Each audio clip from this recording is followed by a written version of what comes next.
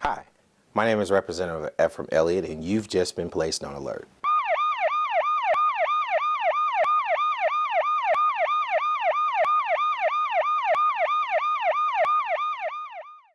Welcome to the Elliott Alert. My guest today is Mr. Ronnie Reynolds, who is running for Alderman in the 3rd Ward. Good morning, Mr. Reynolds. How are you, sir? Good morning, Mr. Elliott. I'm doing fine. How are you today? Good, good. Mr. Reynolds, can you tell us a little bit about you and why you're running for 3rd Ward Alderman? My name is Ronnie Reynolds, and I'm running for 3rd Ward Alderman because I want to serve the citizens of Pine Bluff and make Pine Bluff more safer and more progressive. Okay. You say more safer and more progressive. Is Pine Bluff not more safer and progressive now?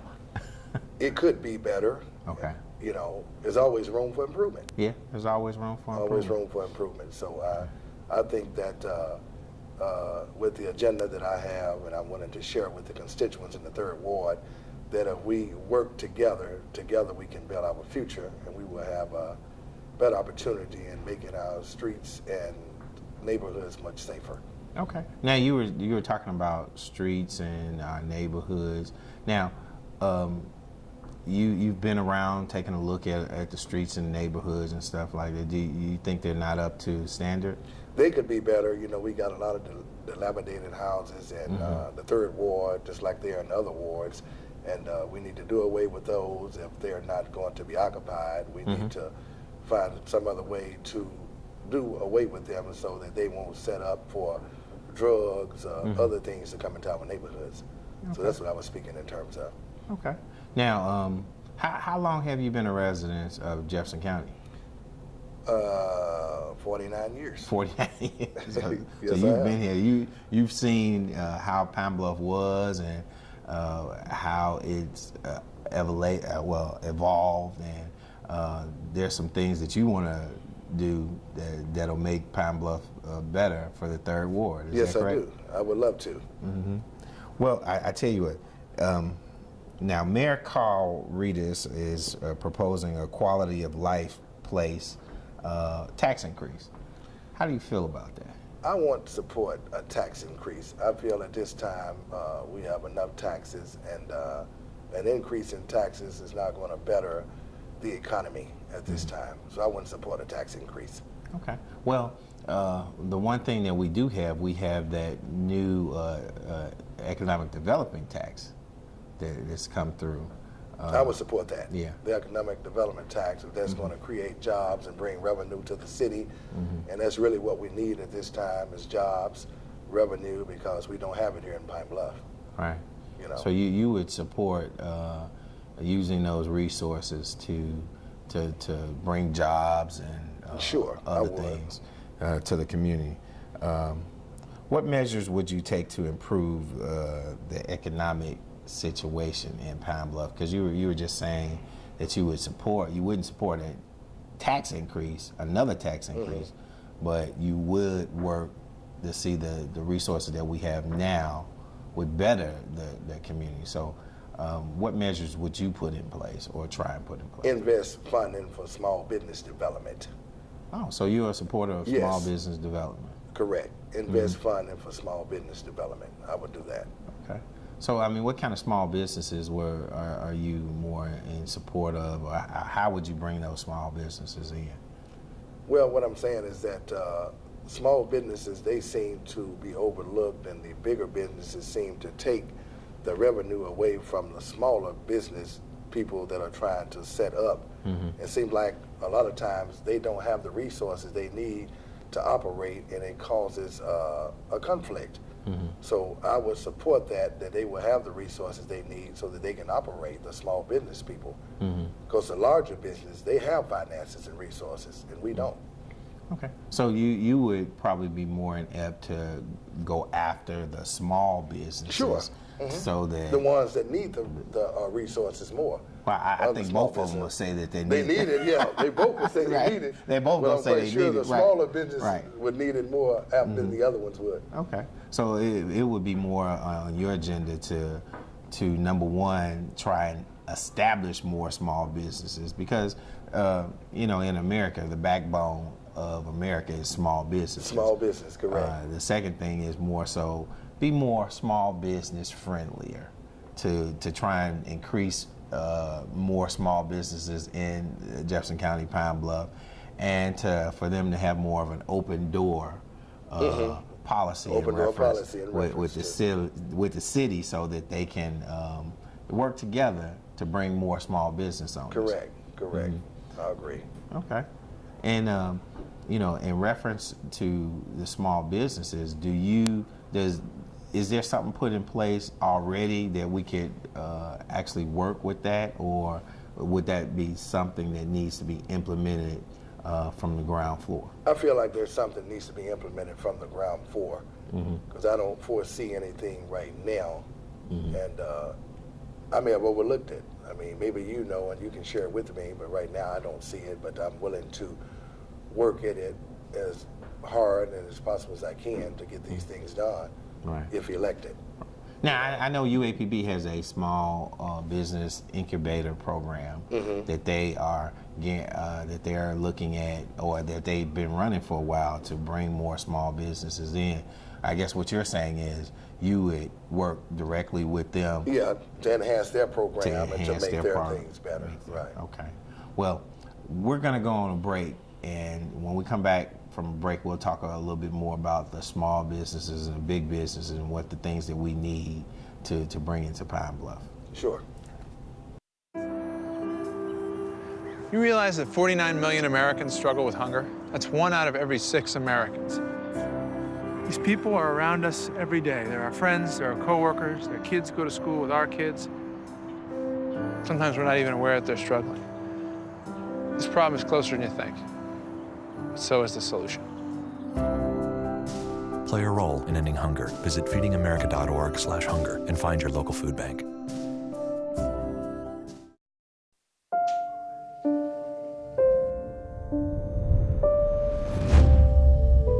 What if a disaster strikes without warning? What if life as you know it has completely turned on its head? What if everything familiar becomes anything but?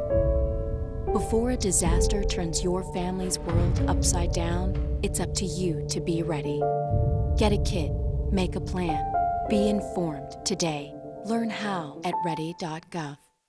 Welcome back to the Elliott Alert. I have today my guest is Mr. Ronnie Reynolds, who is the 3rd Ward Alderman. He's running for 3rd Ward Alderman for the city of Pine Bluff.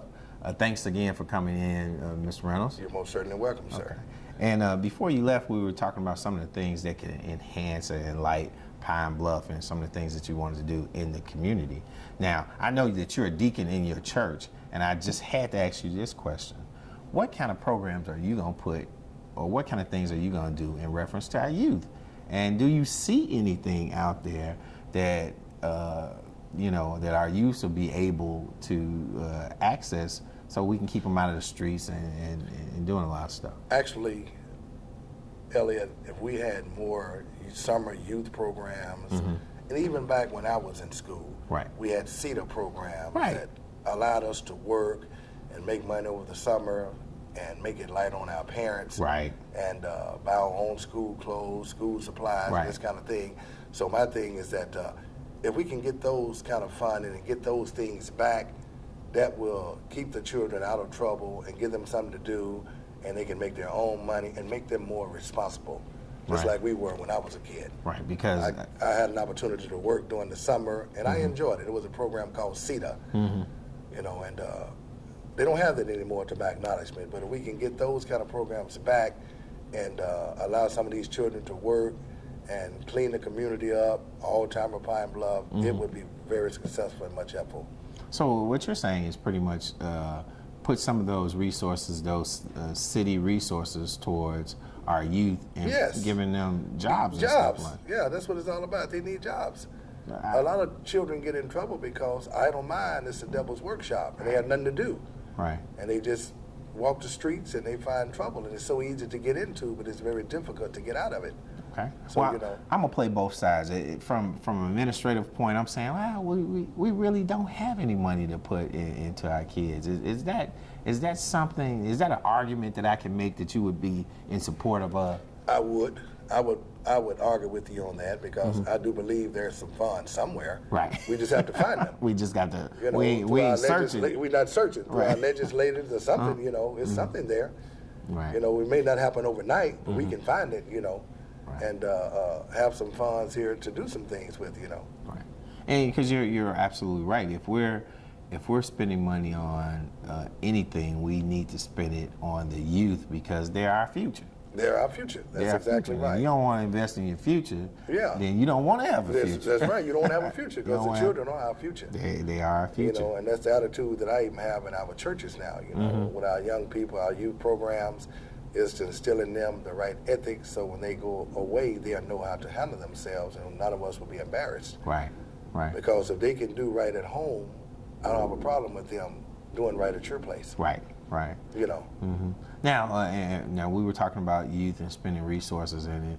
So, as an alderman in 3rd Ward, how would you go about trying to find those things? Would you work with the mayor, the other city councils? I mean, how would you go I'd about have to, because that's the only way I think that we can get this done is together. And that is my logo or my policy is together we can build our future and we can do this. And it's not impossible to work together. I tell people all the time that, you know, we can work together. It's not impossible. Right. We just got to stop. We got to learn to disagree agreeably. Right. There are going to be some issues that I may not like, I may not agree on. But it's not going to make us, you know, go our separate ways. We just got to learn to work together so we can get things done. Because it's not about me. It's not about the mayor. It's about the constituents of Jefferson County, Pine Bluff. Right. The citizens. So what you're saying is you'll be the kind of alderman who can agree to disagree. Agree to disagree. Right. And, 'Cause you know, I already know that there's going to be some issues that I may want to get passed that's not going to get passed because other people may see things opposite of what I do. And I just got to move forward. And maybe next time the issue comes around, maybe we can agree on it. Right. You know.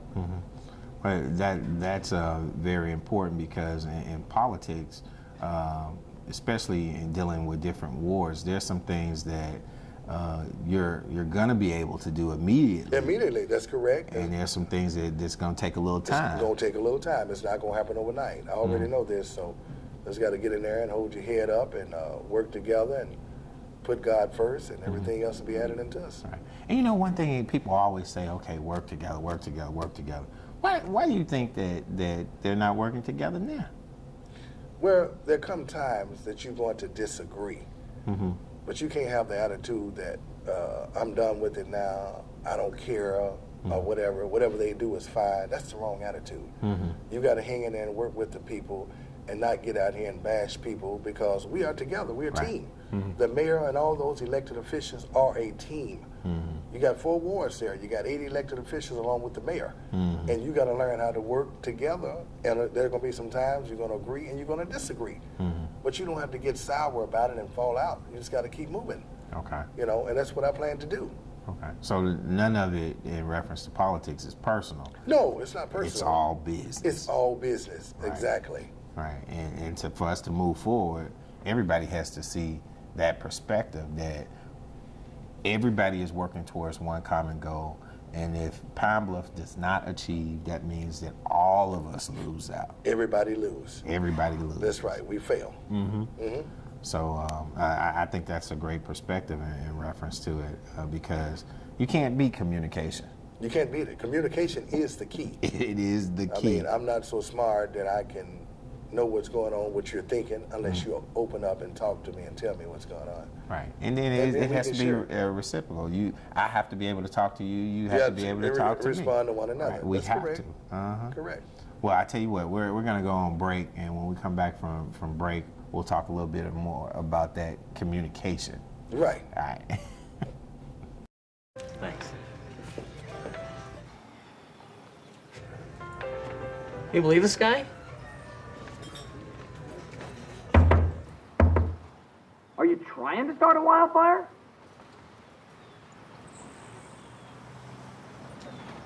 Sorry. Pass the honey? 9 out of 10 wildfires are caused by humans. Only you can prevent wildfires.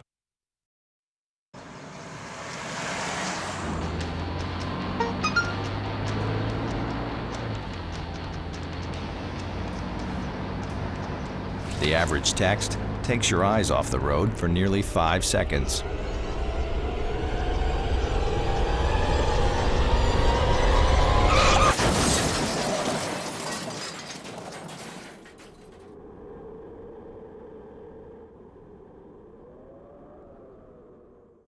Welcome back to the Elliott Alert. My guest today is Mr. Ronnie Reynolds. He's running for 3rd Ward Alderman in Pine Bluff. Thanks again for coming, Mr. Reynolds. You're most certainly welcome again, Mr. Elliott. All right. Well, I wanted to ask you, when we left off, you were talking about communication, working together, and all those things, the things that we must have to move forward here in Pine Bluff. And I just wanted to ask you, what makes you different from what we already have? I mean, because I'm sure whomever's in there now is saying, "Oh, I'm working with everybody. I'm trying to do all this stuff." So, I mean, what's actually, different? Mr. Elliott, that's easier said than done. You know, talk is cheap, but to get out there and actually do the work, it makes it more essential and more important. And actually, I've been working since 2008. You know, the last election, when I was defeated by the incumbent, I decided then in 4 years I would run again and I would be victorious. So I made myself visible in the 3rd Ward to my constituents throughout their churches and programs that they may have, different functions, and all this kind of thing. So that's working. Right. See, it's been said in the past that most candidates doesn't show up until election time. Right. And most people see you at their churches at that time. They know that you're coming because you're looking for a speech, a vote, some way to get a plug in. But I've been in the community for the longest, for 4 years. Right. I've been in my neighborhood and I've been working. So that's communication. So I tried to keep myself visible, and I'm going to continue to do that throughout this campaign. And if elected, I will continue to be visible. So being visible is one thing. Will you be approachable? Approachable. Okay. I have an open door policy. I can communicate with any constituents in the 3rd Ward or in Pine Bluff, period. If there's an issue or something that they want to address, feel free to call me. I have an open door policy, and I will come out, and I'm not going to make any promises, but I'll do all I can in my power to try to resolve the issue. Okay. Yes. Now, being off in your community, like you said, you've taken at least 4 years after the last time you ran to kind of sit back and look and see what needs to be done. Can you hit on maybe 1 or 2 things that you would like to make an immediate impact on that would help the 3rd Ward? The 3rd Ward, as I see it now, has been through history. It repeats itself. I mean, for as bad drainage and all of this kind of thing. And we've been talking about this for a long time. Right. And just talking. We hadn't done anything about it. And I don't believe in the impossible. I believe in the possible. Right. You know, I believe that if we, as I always say, we put God first, we can achieve success. And I would like to see that done, and I'd like to see more youth programs, because it's aggravating a lot of time when I'm at home and I sit out and see the children have nowhere to go, nowhere to play. They got basketball goals in the street, and they got to move to let cars go through, and all of this kind of thing. And they need to have some kind of program so they can go and play and be safe, and have somebody there to kind of to chaperone them and see that they're doing the right thing and staying out of trouble. So those are the things that are high on my agenda. So one of the things that you're saying, if I'm correct, is you want to create some safe areas for our kids. Very safe area for our kids. In Pine Bluff, there are some safe areas. And it's going to take people such as myself and you and other mentors and leaders in the community to step out and let's get it done. And stop talking about it.